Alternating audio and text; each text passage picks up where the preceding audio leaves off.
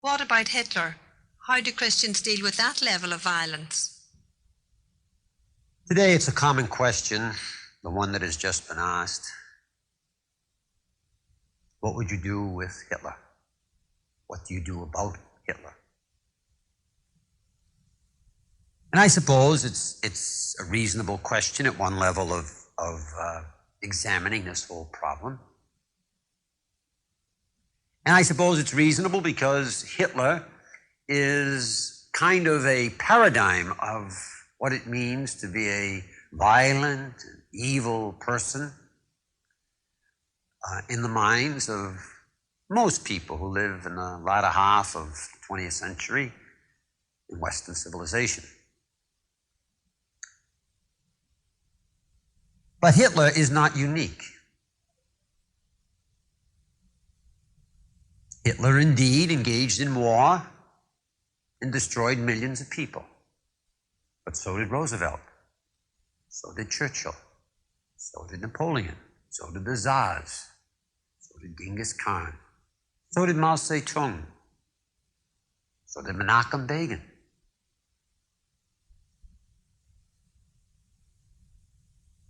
How many millions over the centuries have Christians killed and destroyed? Of their own, of Jews, other non-Christians, Muslims. How many Muslims have killed and destroyed? How many Christians and other?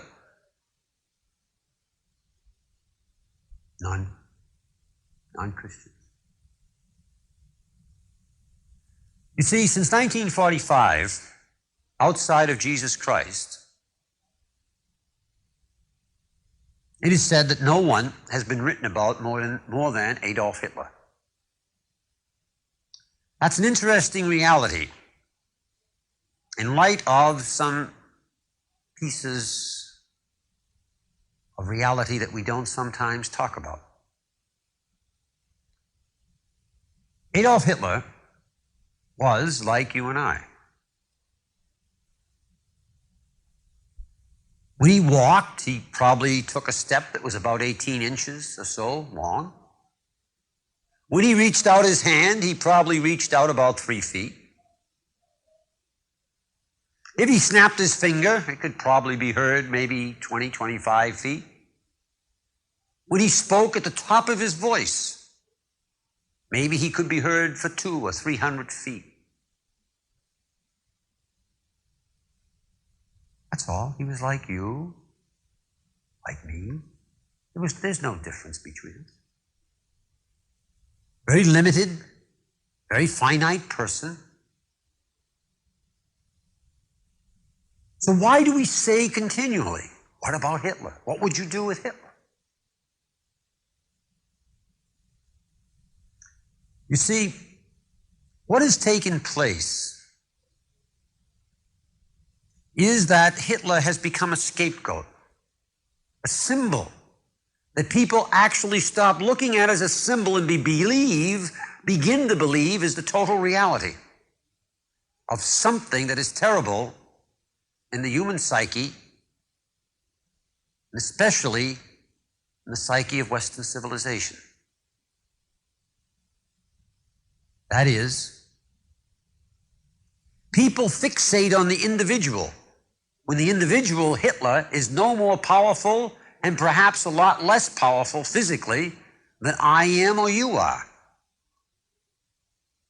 He can only reach out 3 feet. He can only walk 18 inches at a step. But he has become a symbol. He has become a symbol because his spirit reaches well beyond 3 feet and 18 inches. His spirit reached into the heart and into the soul and into the mind and into the emotions of millions upon tens of millions of other human beings. And they lived in it and they took it in and they were full of its life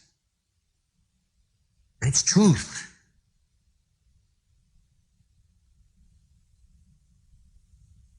And they would do anything for it because it was their God. Anything. They would die for it. They would kill for the Führer. Country. People in the Führer.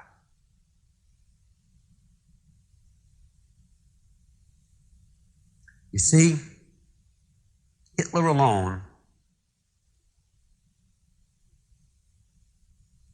probably can pick up 85 pounds. His voice reaches 200 feet, 300 feet, etc., etc. But Hitler, where tens upon tens of millions of others agree to become an extension of his spirit, Hitler becomes an enormous power, an extraordinary power, where human beings become the extensions of the body of Hitler because they live in the spirit of Hitler. Where human beings become the extension of the body of Caesar because they live in the spirit of Caesar. Where human beings become the extension of the body of little Napoleon because they live in the spirit of little Napoleon. Where human beings become the extension of the body of Hirohito or Mao Zedong because they live in the spirit of Hirohito or Mao Zedong. Where human beings become the extension of the body of Churchill or Truman because they live in the spirit of Churchill and Truman. That's how Hitler and Churchill and Truman and Hirohito and Mao Zedong and Napoleon and Caesar and Genghis Khan all acquire their power. They're only human beings. Lumps of clay, dust with a few years to live. Probably not capable of picking up their own weight. The power that they receive is because other members of the human race agree to enter into their spirit, to become extension of their minds and their hearts, and therefore extensions of their body. They agree to turn their wills over to them. But in the spirit of Roosevelt, in the spirit of Mao Zedong, in the spirit of Hirohito, in the spirit of Napoleon, in the spirit of Caesar, are not the spirit of Jesus Christ, is to say the obvious.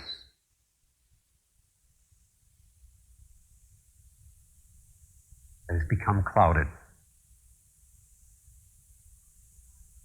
Because since the time of the emperor, the Caesar Constantine, Christians have been saying, nation after nation, culture after culture, but the spirit of the local political, when that spirit has been a spirit of violence and homicide and war and greed and power and prestige and prerogative, that spirit is in fact the spirit of Jesus Christ.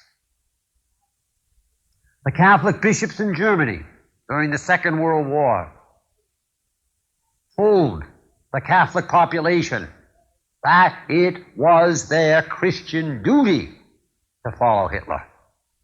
And that's fact.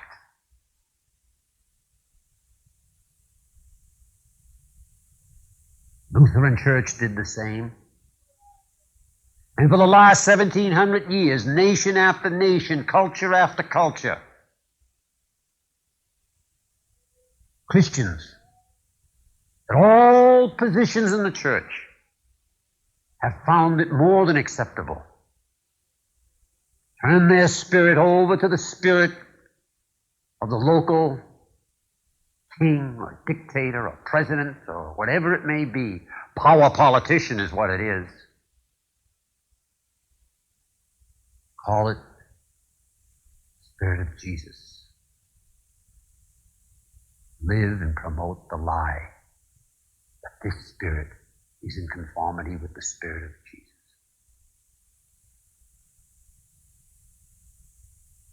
Let us be clear.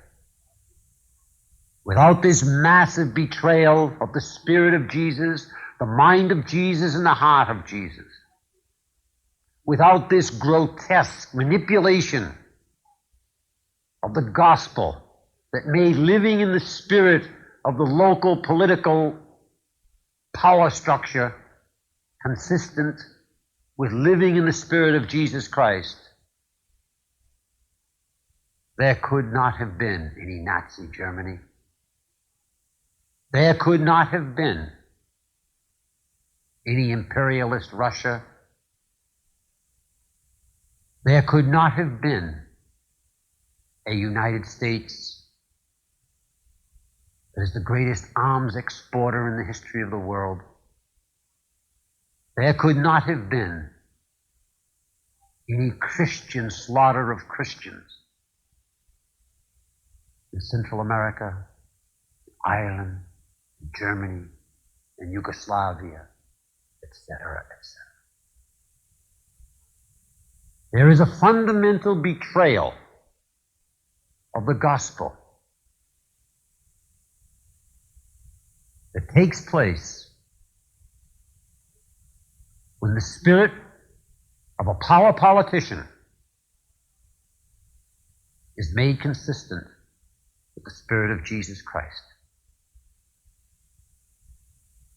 If Christians had refused the spirit of Hitler and of Truman and of Napoleon and of the Tsar, if Christians had refused that spirit for the last 1700 years, that Constantinian spirit, then Napoleon or Hitler or Truman or the Tsar would have been able to reach out 3 feet, walk 18 inches. The Christian church, Christians, would have been living then in the spirit, in the mind, in the heart of Jesus Christ, and therefore would have been the body of Jesus Christ, instead of being the body of Hitler, the body of the Tsar, the body of Caesar, the body of Truman. We simply must be very, very clear. When a human being is engaged in war, and he is tearing someone apart with a dagger, or blowing someone's head off with a machine gun, or burning someone's face off with a flamethrower, when those actual events of war take place, that take place by the billions and trillions, it makes no difference whether the person is a Nazi or a Christian, a Muslim or a Jew or a Buddhist or a Hindu, atheist, a communist, a capitalist. It makes no difference. For there is a universal spirit that governs homicide and war. It's the spirit of Satan. War is a sociological term that talks about huge numbers, thousands of millions dead, and battles here or there. Sociology is an abstraction. The concrete is the actual moment when someone tears someone else's face out, kicks someone in the groin, slits some mother's son's throat, and the blood pours out over him, over the dying person. That's war. And at that moment when the dagger is stuck in the kidney, in the fury of homicidal violence, who cares about Jesus or Allah or Yahweh or Buddha? The spirit is exactly the same. Vicious, hostile, grim. The spirit of terror and fear and hate and revenge and enmity.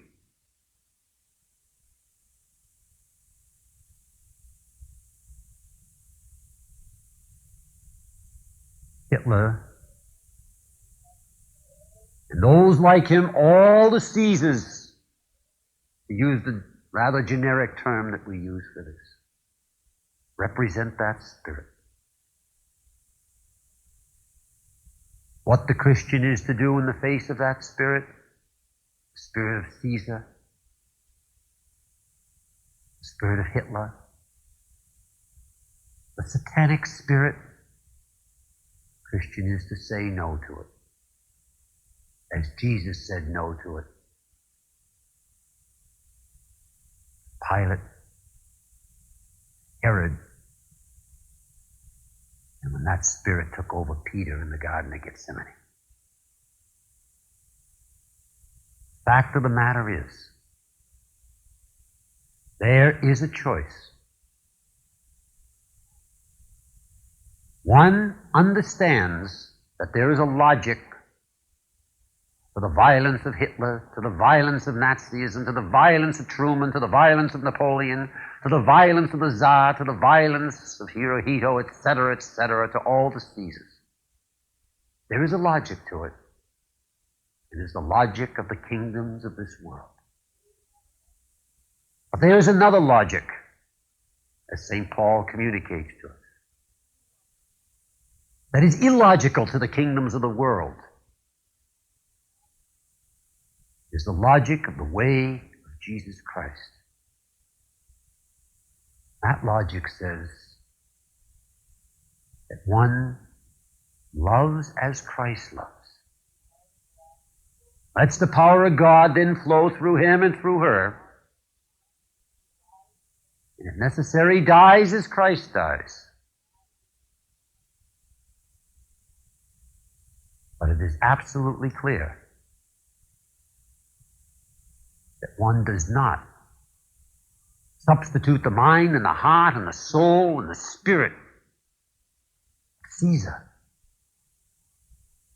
The mind, heart, soul, and spirit of Jesus, and thereby become the body of Caesar instead of becoming the body of Christ.